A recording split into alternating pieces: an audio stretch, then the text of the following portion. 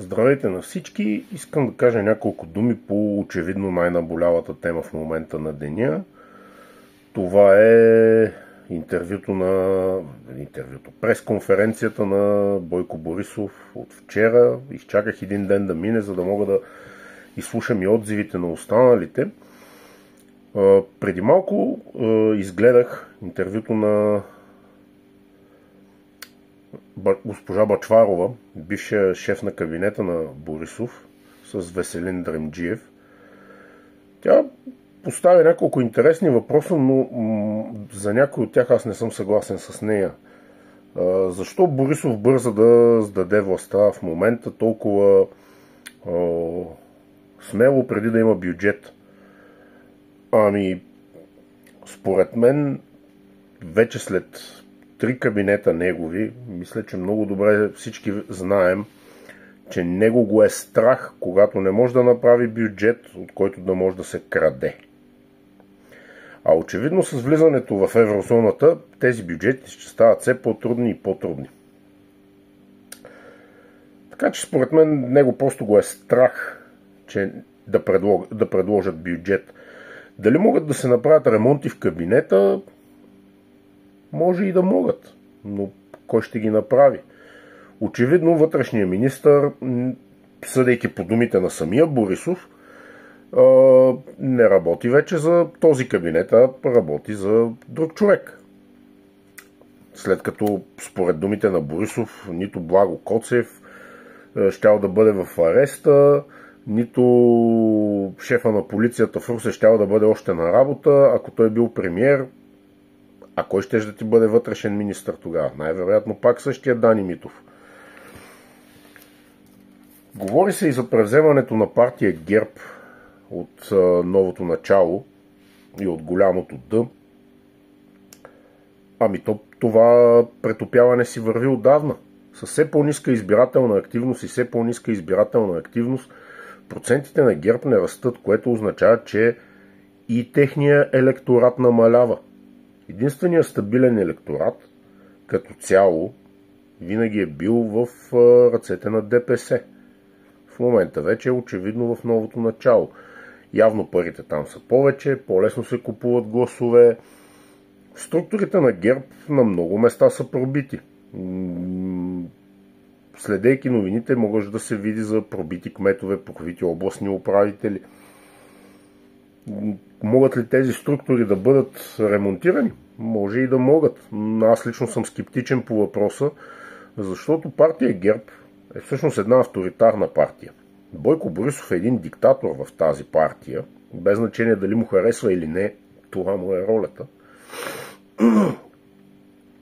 А както знаем, съдбата на един диктатор е той да бъде обграден с хора, които ги е страх от него. Съответно тези хора да не му казват цялата истина.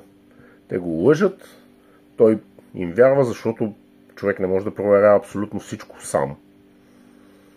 Повдигат му самочувствието, той е до небесата. Няма нужда да проверя, всичко е окей, всичко е перфектно. Пазарджик е само началото.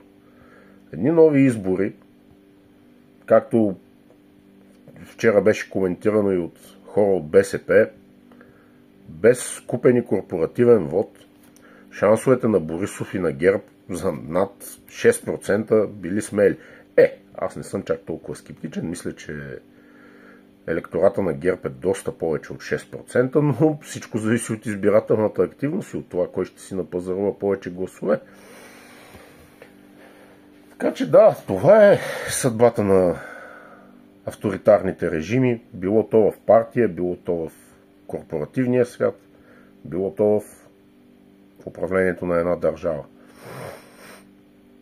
Дали могат да се сдобрят голямото Д и голямото Б, дали единия има достатъчно големи компромати срещу другия или не,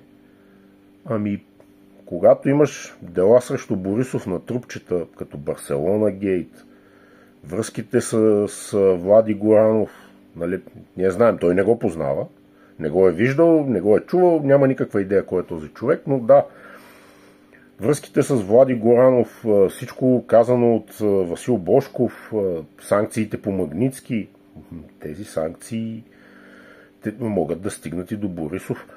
55 милиона от магистрала Хемус.